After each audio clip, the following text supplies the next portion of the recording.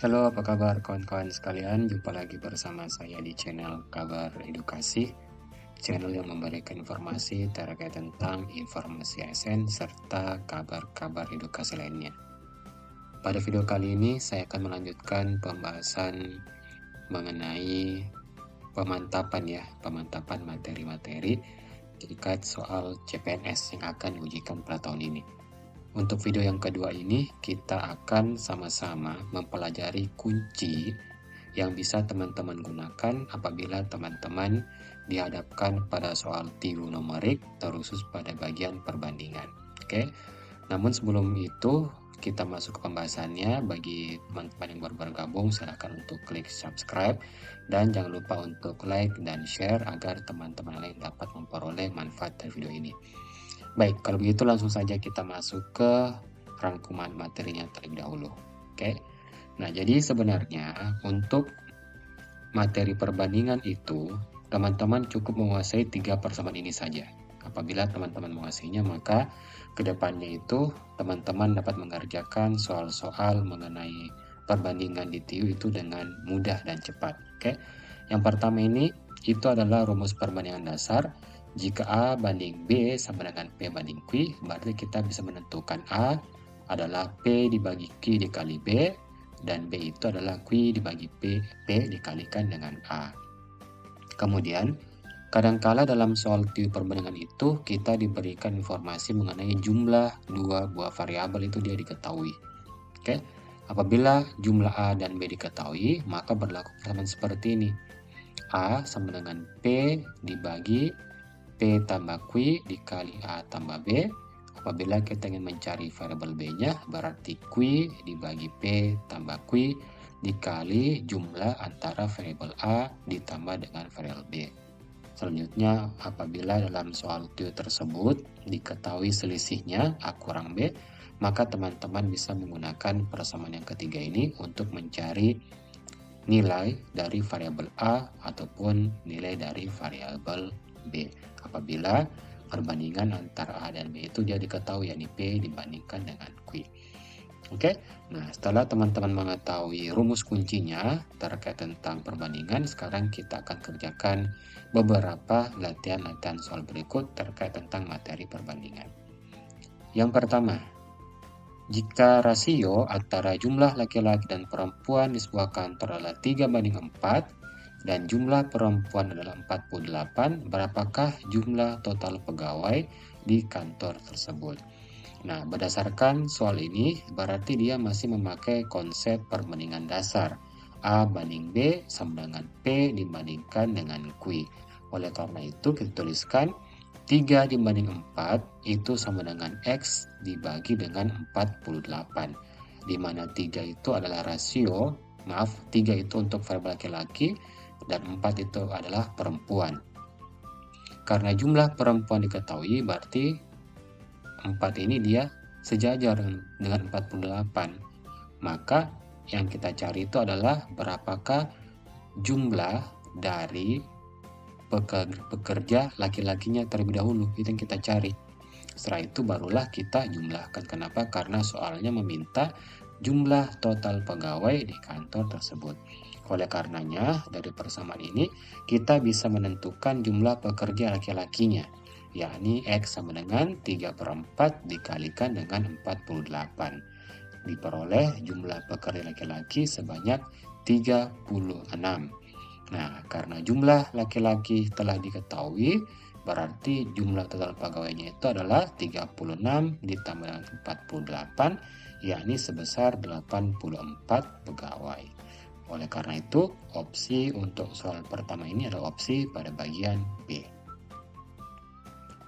Selanjutnya kita masuk ke soal yang kedua. Dua buah angka, entah itu A atau B, C atau D terserah, itu dia memiliki rasio 4:5. Nah, jika selisih kedua angka tersebut adalah 12, berapakah jumlah kedua angka tersebut? Dari soal ini, kita diberikan kata kunci selisih kedua angka. Oke, berarti kita bisa menggunakan persamaan yang ketiga tadi. Jika A banding B diketahui P sama dengan P banding Q, dan selisih dari A dan B diketahui, maka kita bisa menggunakan perhitungan berikut. Dari soalnya, oke, maka kita bisa menuliskan untuk A, angka yang dimaksud itu adalah 5 dibanding 1 dikalikan dengan 12. Oke, satunya dari mana? Selisihnya ini 5 kurang 4 itu 1. Oke, P-nya itu adalah 5. Sedangkan A kurang B adalah selisihnya dari soal itu adalah 12. Maka untuk bilangan A itu sebesar 60. Dengan cara yang sama, B kita peroleh 4 dibagi 1 dikali 12 diperoleh 48. Sehingga jumlah kedua angka tersebut kita cukup menjumlahkan antara A tambah B, maka diperoleh hasil sebesar 108. Jadi opsi untuk jawaban ini adalah opsi bagian A, 108. Sekarang kita masuk ke soal yang selanjutnya. Jika dua buah bilangan adalah 144 ya jumlahnya, dan rasio antara kedua bilangan tersebut adalah 3:5, maka berapakah selisih antara kedua bilangan tersebut? Jadi soal ini itu sama saja dengan soal yang sebelumnya. Oke, kata kuncinya kita diberikan informasi jumlah dua bilangannya adalah 144. Berarti kita menggunakan lagi persamaan yang kedua seperti ini. Oke, oleh karenanya untuk bilangan pertama atau A kita peroleh 3 dibagi 8 kali 144 dapat 54, dan untuk bilangan keduanya B itu 5/8 dikali 144 dapat 90. 8-nya dari mana? Dari 3 tambah 5 berdasarkan persamaan ini. Oke, B tambah Q, berarti 3 tambah 5. Jelas ya? Karena yang ditanya itu selisihnya, berarti kita kurangkan saja. B dikurang A, 90 kurang 54, didapatlah 36. Berarti opsinya itu opsi pada bagian A. Kemudian, dalam sebuah rapat, terdapat 3 kelompok. Kelompok A memiliki rasio 4:5 dengan kelompok B, dan kelompok B memiliki rasio 5:6 dengan kelompok C. Nah, jika kelompok C memiliki 72 anggota, berapakah total anggota dari ketiga kelompok tersebut? Nah, jadi tipe soal ini dia sudah masuk ke HOTS ya, soal yang membutuhkan tingkat pemikiran yang lebih tinggi dari biasanya. Tapi prinsipnya tetap sama, dia memakai konsep perbandingan sederhana. Hanya saja yang dibandingkan itu ada 3 antara A dan B, kemudian antara B dan C. Maaf 2 ya. Kemudian itu kita diberikan informasi kelompok C itu hanya memiliki 72 anggota. Oleh karena itu kita kerja dari belakang. Kita kerja dulu rasio antara B dan C untuk mendapatkan berapa nilai B. Kemudian kita mundur lagi, kita gunakan rasio 4:5 untuk mendapatkan nilai A. Setelah itu barulah kita jumlahkan berapa A tambah B ditambah dengan C. Oleh karena itu B banding C kan dari soalnya 5:6. Sementara itu diketahui nilai C itu adalah 72. Sehingga kita bisa menentukan berapa nilai B-nya, yakni B dibagi 72 sama dengan 5 dibagi 6, dan diperoleh B sebesar 5/6 kali 72. Kita dapatkanlah nilai sebesar 60. Nah, karena B-nya sudah dapat, berarti kita mundur lagi ke rasio antara A dan B, yakni 4:5. Berarti A banding B sama dengan 4/5. Kita masukkan nilai B yang telah kita peroleh.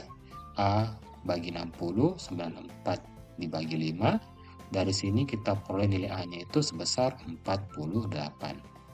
Oleh karenanya, karena A, B, dan C diketahui, berarti kita tinggal menjumlahkan ketiga bilangan tersebut. Sehingga diperoleh angka sebesar 180 anggota. Berarti jawabannya adalah opsi pada bagian C. Mudah ya. Yang penting teman-teman hafal deh itu 3 rumus kunci terkait tentang materi perbandingan. Oke? Sisanya tinggal latihan-latihan soal seperti biasa. Kemudian kita masuk ke soal selanjutnya. Dalam sebuah tim, rasio antara jumlah anggota tim A dan B itu 7:9.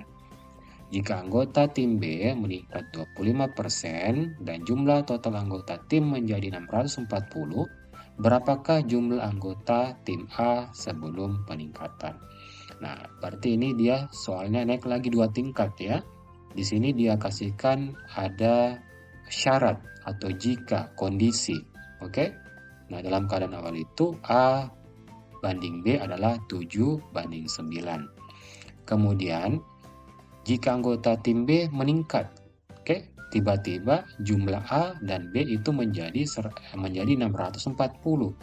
Pertanyaannya, berapakah jumlah anggota tim A sebelum terjadi peningkatan anggota pada tim B? Nah, caranya itu kita tuliskan dulu A banding B sama dengan 7:9.